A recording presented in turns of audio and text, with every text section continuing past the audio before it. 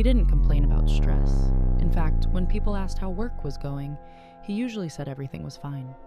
Busy, of course, but manageable. What he complained about were weekends, not because they were overwhelming, because they were empty. Every Saturday morning, something strange happened to him. The week would end, the alarms would stop, the calendar would suddenly open up, and instead of relief, he felt a kind of quiet tension, a restlessness he couldn't explain. He would wake up and immediately start looking for something to do. Not something important, just something. He would begin small projects around the house, rearranging shelves that were already organized, cleaning surfaces that were already clean, fixing objects that didn't really need fixing. Sometimes he opened his laptop and checked emails, not because anyone had written to him, but because silence felt uncomfortable. Even relaxing activities didn't seem to work. Watching a movie felt too passive. Reading felt slow. Within minutes, he felt the urge to stand up again, to move, to start another task. Anything that created motion. One day, he explained it very simply. "I don't know how to relax," he said. "If I stop moving, something feels wrong." Not dramatic, not panic, just a subtle pressure in the background. A feeling that sitting still meant something was being neglected. Something was about to go wrong. So he stayed active, not because life demanded it, because stillness felt unsafe. What he feared wasn't rest. It was what rest might reveal. Part 1. A life in constant motion. Thomas was 39. From the outside, his life looked extremely organized. He had a stable career. His schedule was efficient. Deadlines were rarely missed. Colleagues described him as reliable, focused. Someone who always seemed to have things under control. He wasn't chasing recognition. He wasn't obsessed with competition. What defined him was something quieter. Momentum. His life moved forward at a constant pace. There was always a task waiting, a plan to follow, a small objective to complete. If one thing ended, another one immediately replaced it. Even outside work, the pattern continued. His evenings were structured.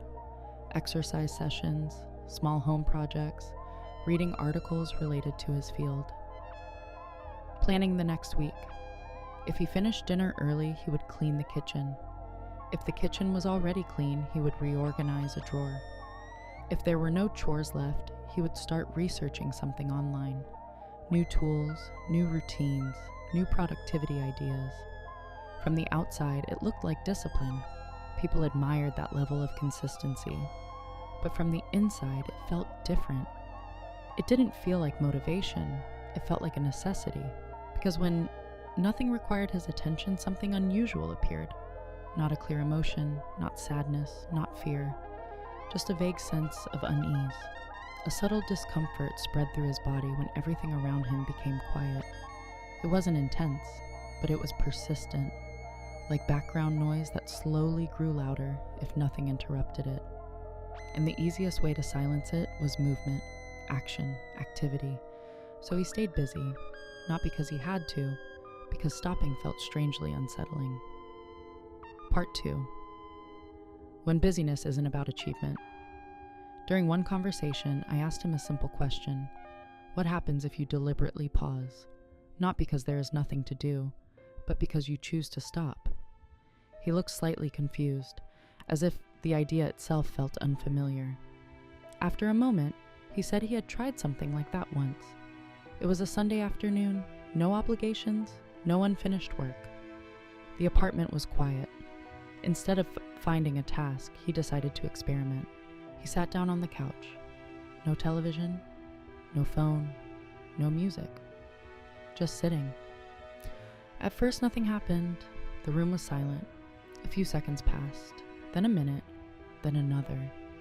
And slowly something started to change. His body became restless, not dramatically, but noticeably. His mind began searching for something, a reminder, a task, an unfinished responsibility. It felt like forgetting something important, like when you leave the house and suddenly wonder if the door was locked. except there was no door, no forgotten task, no message waiting. Still, the sensation kept growing. After about 2 minutes, he stood up, not because he was bored, because he was uncomfortable. It felt wrong to sit there, he explained, like I was ignoring something. But when he checked everything, there was nothing to find. No emergency, no responsibility had he missed. His mind wasn't reacting to reality. It was reacting to the absence of activity itself. That moment revealed something important. For many people, busyness is connected to goals, to progress, to achieve. But sometimes, activity has a completely different purpose. Sometimes, it isn't about reaching something. It's about avoiding something. Because when activity stops, the mind suddenly has space. Space to notice sensations. Space to notice emotions. Space to notice thoughts that normally stay hidden under constant movement. For Thomas, stillness created that space, and his nervous system didn't trust it, so it tried to escape it, not through panic, through productivity, through harmless tasks, through endless small actions that filled every empty minute. From the outside, it looked like an admirable work ethic, but underneath that structure, something quieter was happening. Movement had become a form of protection, and stopping meant facing something his mind had spent years learning to avoid. Part 3. The difference between action and avoidance. At first glance, Thomas's behavior looked admirable. He was productive, organized, consistent, the kind of person who always seemed to be moving forward. But there is an important difference between the two types of activity. One kind of action builds life. It moves you towards something meaningful.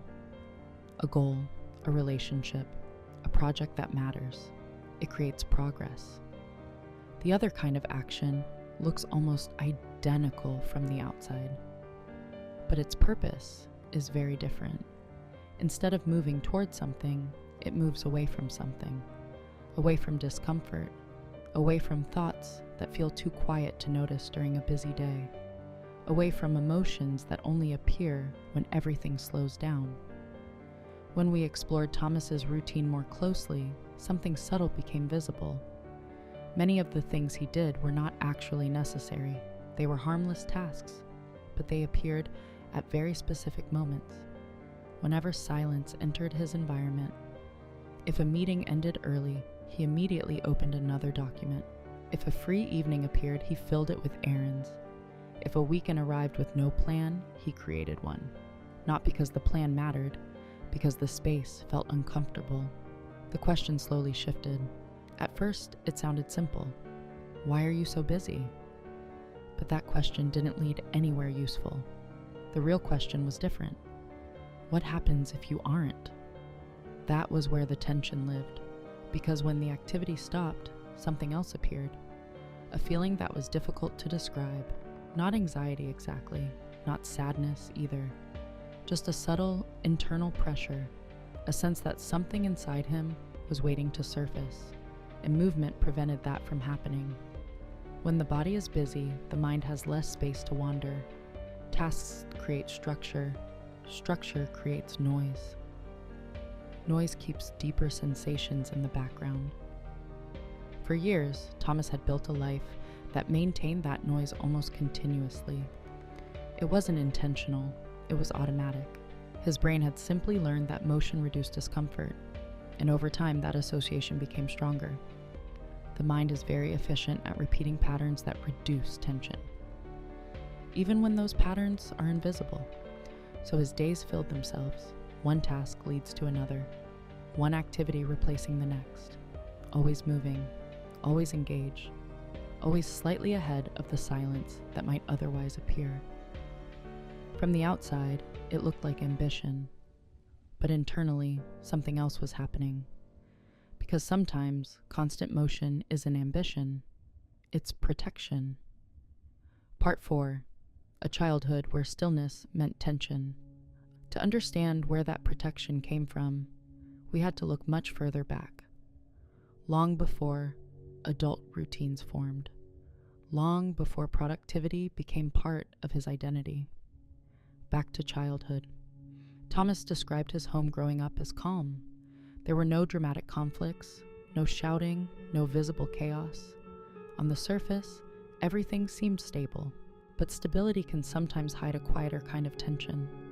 His parents worked hard. Finances were often uncertain. Bills arrived that required careful decisions. Adult worries filled the background of the household, but those worries were rarely discussed directly. Instead, they existed in silence. Subtle mood changes, conversations that stopped when children entered the room, long evenings where the atmosphere felt heavy, even though no one explained why. Children are extremely sensitive to emotional environments. Even when nothing is said openly, they notice tone, they notice silence, they notice shifts in energy. Thomas remembered evenings when the house felt unusually quiet.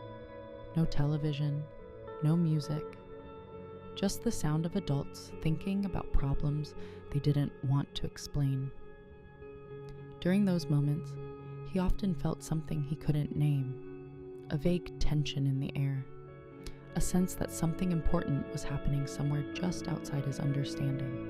And without realizing it, he developed a simple strategy. He stayed active.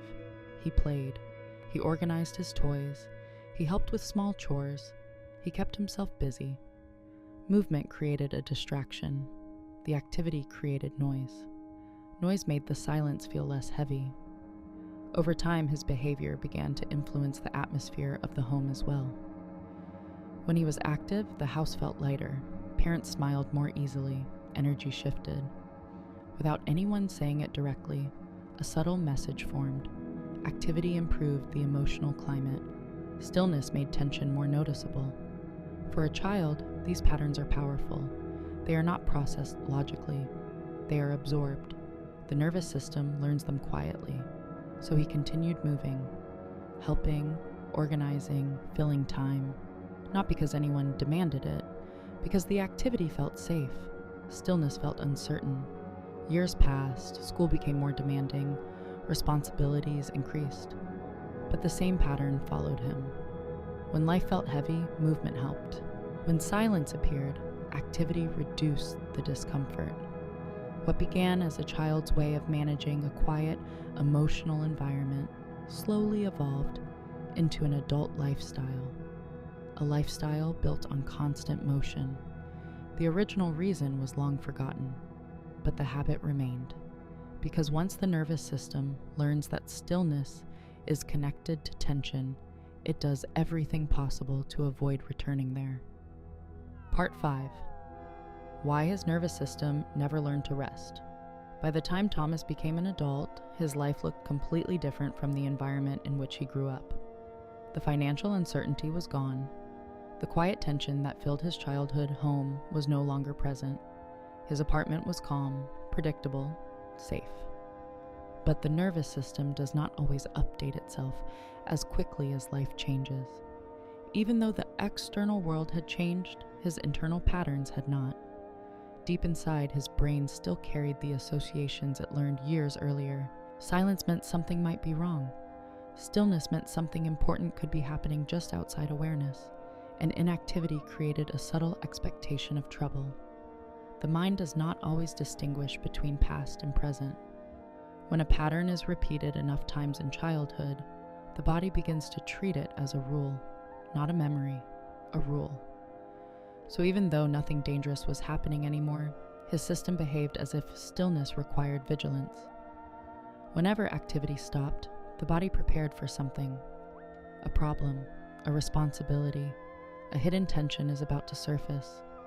And because that anticipation felt uncomfortable, the brain responded the only way it knew how. It created an urge to act. Not dramatic action, just small movements, checking something, organizing something, planning something, anything that reintroduces motion. Those actions were not solving real problems. They were regulating internal discomfort. When the brain believes silence might reveal danger, movement becomes a form of control. Action creates the feeling that things are being managed, even when nothing actually needs managing. This is why people sometimes feel strangely uneasy during moments that are objectively calm. Vacations, quiet afternoons, unstructured weekends. Instead of relaxation, there is restlessness, because the nervous system has not learned how to interpret stillness as safety. For Thomas, activity had become the tool that kept everything balanced. When he worked, he felt stable. When he planned tasks, he felt focused. When he organized things around him, his mind felt clearer. Movement created order. Stillness created uncertainty. Over time, the pattern reinforced itself. Every time he felt uneasy and started a task, the discomfort faded. His brain registered that sequence: unease, action, relief. And once a brain learns that pattern, it repeats it automatically. Not because the action is necessary, because the relief is real. This is how busyness slowly becomes something deeper than productivity. It becomes emotional regulation, a way for the nervous system to stabilize itself. From the outside, it looks like someone who simply likes being active. But internally, something more complex is happening. The body is avoiding a state it never learned to trust: rest. For many people, rest feels natural. For others, it feels unfamiliar. And unfamiliar states often feel unsafe, even when they are not. Thomas had spent most of his life teaching his brain that motion prevented discomfort. So when stillness appeared, the system reacted, not with panic, with urgency, a quiet impulse to fill the space before something unpleasant arrived. The challenge was not convincing him to relax. The challenge was teaching his nervous system something it had never truly experienced before: that nothing bad happens when everything stops. Part 6. The first experience of safe stillness. Trying to force relaxation rarely works, especially for someone whose system has learned to avoid stillness for years. If you suddenly remove all activity, the mind reacts. It becomes louder, more restless, more determined to escape the quiet.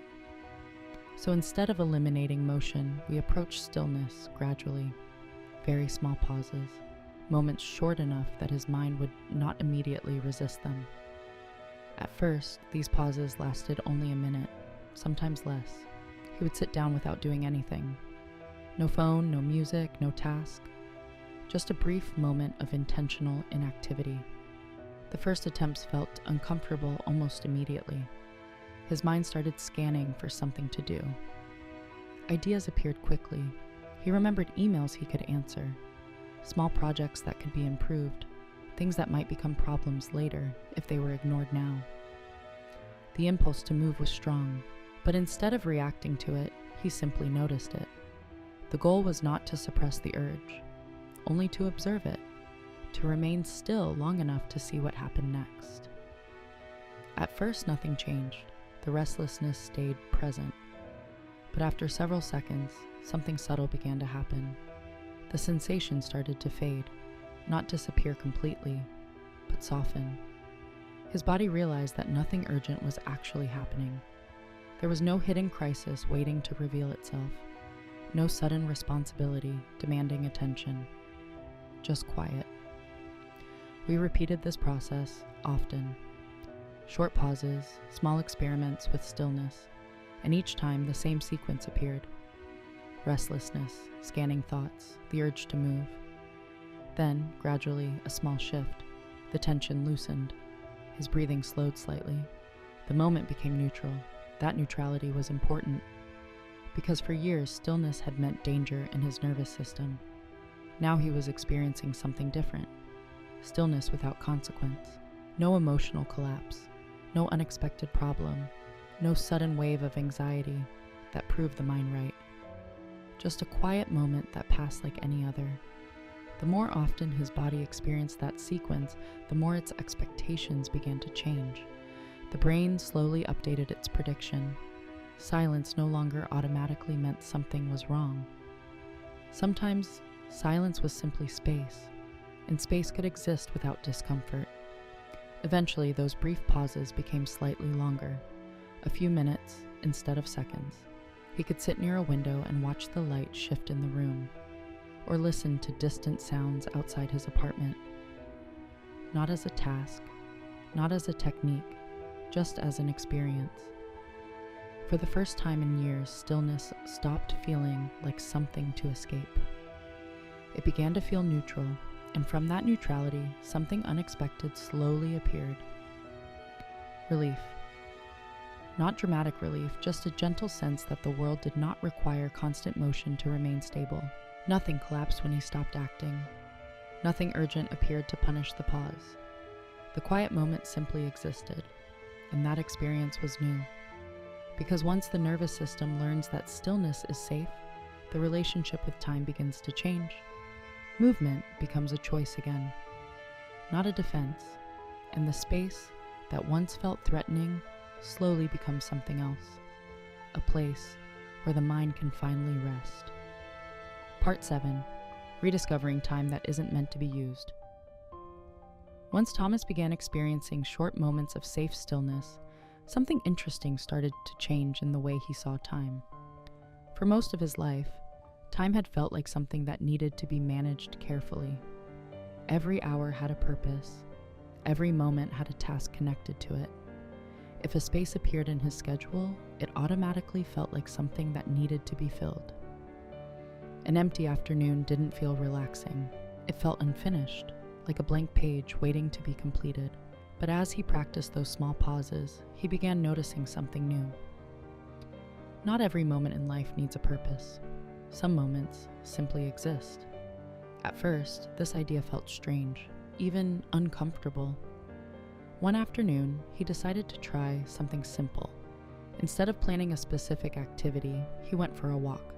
No destination, no step counter, no goal for distance, just walking. At the beginning, his mind immediately tried to turn the walk into something useful.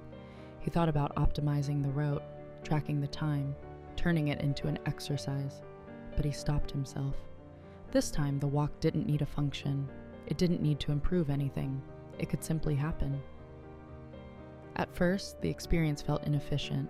His brain kept searching for a reason to justify the time.